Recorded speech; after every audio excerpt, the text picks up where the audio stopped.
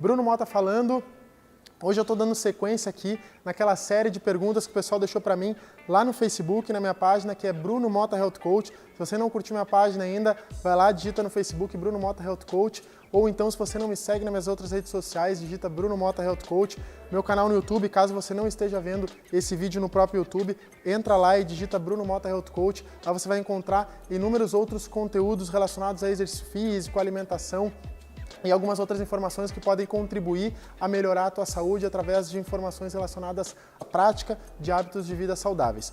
Hoje eu vou responder uma pergunta da Larissa Figueiredo. Ela deixou para mim uma pergunta relacionada à glicemia, uma pergunta bem interessante. Primeiro eu queria agradecer, Larissa, pela tua contribuição, dizer que eu fiquei muito feliz pela tua participação e eu vou tentar te ajudar gravando esse vídeo para responder a tua pergunta.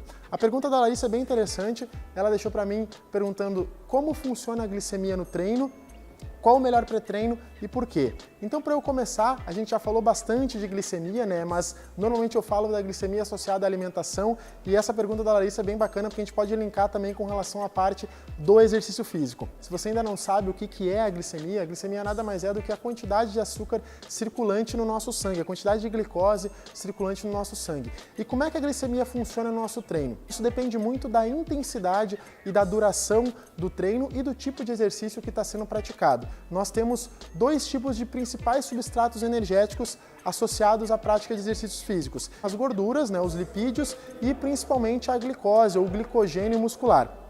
Conforme a gente vai aumentando a intensidade desse exercício, a gente vai utilizando muito mais o glicogênio, a glicose, né, do que as próprias gorduras durante essa parte do exercício.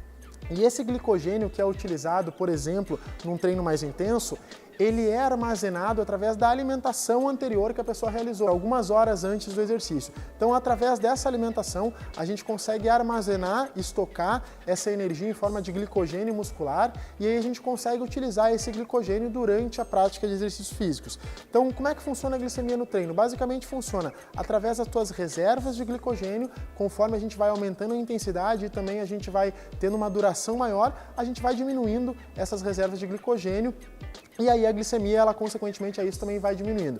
Por isso que é muito importante as refeições anteriores ao treino, a gente cuidar do tipo de refeição que a gente faz, porque, por exemplo, existem muitas pessoas que fazem uma refeição, às vezes até inadequada, acreditando que a gente tem que ter a glicose, né, que a gente tem que ter um carboidrato antes do treino, mas elas acabam utilizando o carboidrato de forma inadequada. Acabam utilizando um carboidrato simples, de alto índice glicêmico, por exemplo, que vai causar um grande impacto na glicemia dela e, consequentemente, a isso, durante o treino, ela pode ter uma queda abrupta exatamente porque ela gerou um pico de insulina e aí, conforme ela vai fazendo o exercício, ela vai diminuindo a glicemia e eu já expliquei em outros vídeos também que quando a gente tem um pico de glicemia, basicamente ela desce de forma bem significativa. O mais interessante nesse caso é a gente fazer o consumo de alimentos que não vão gerar pico de insulina, que vão conseguir manter a nossa glicemia por um tempo maior, né, a nossa glicemia mais linear, digamos assim, e aí a gente não vai sofrer nenhum problema de falta de energia durante o treino, nenhum problema de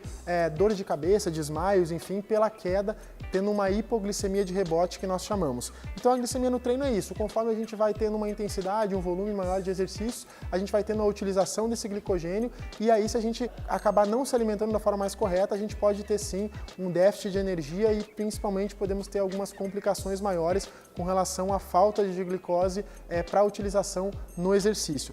E com relação ao pré-treino, que a Larissa perguntou, a primeira dica, a primeira resposta que eu vou dar, qual o melhor pré-treino e depois o porquê, o melhor pré-treino é uma refeição bem adequada, uma refeição realmente equilibrada com os nutrientes que você precisa, de acordo com o treino também que você vai fazer. Se é um treino mais intenso, você tem que fazer uma refeição mais balanceada, com mais nutrientes, com maior aporte energético. Se o treino não vai ser tão intenso, vai ser um treino mais leve também, essa refeição ela deve ser um pouco mais leve, um pouco menor com relação à questão de oferta de energia, né? Então não precisa ser uma refeição extremamente completa.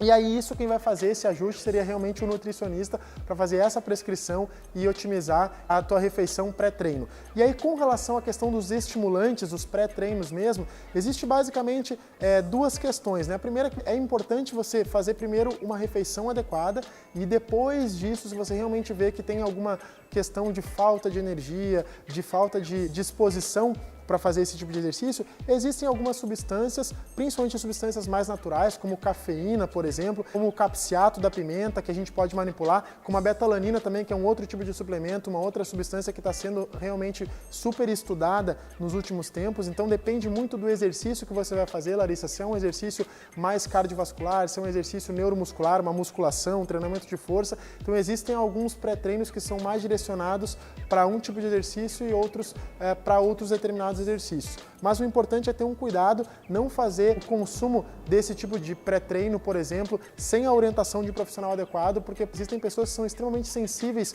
a determinadas substâncias e elas podem ter alterações significativas na hora do treino, desconfortos com relação também ao aumento da frequência cardíaca e algumas complicações associadas ao consumo inadequado de quantidades e também de substâncias desse tipo de estimulante. Existem alguns chás também que são extremamente benéficos com relação ao aumento da termogênese, então seria interessante a gente dar uma verificada qual seria a substância mais adequada para o exercício que você vai praticar e qual substância também que você se adequa da melhor forma.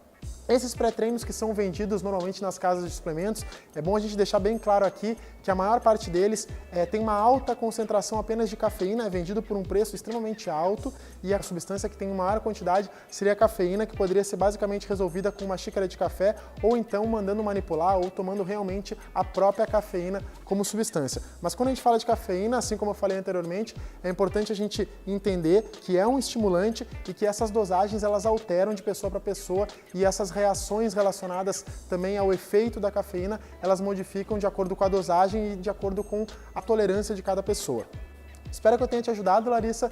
Por hoje seria essa dica aí que eu gostaria de contribuir. Se você que está assistindo esse vídeo tem alguma dúvida ou acredita que eu posso te ajudar de alguma forma, deixa abaixo nos comentários que eu vou ter o maior prazer em tentar te ajudar da melhor forma possível. E se você achou esse vídeo interessante, deixa o seu like, compartilha com os amigos, porque de repente você pode ajudar alguém que tem a mesma dúvida que a Larissa também a resolver esse problema e a melhorar o seu dia a dia através de hábitos mais saudáveis e através dessas orientações e essas informações. Deixo aqui o meu grande abraço, te agradeço por ter me assistido até o final e eu espero te encontrar no nosso próximo vídeo.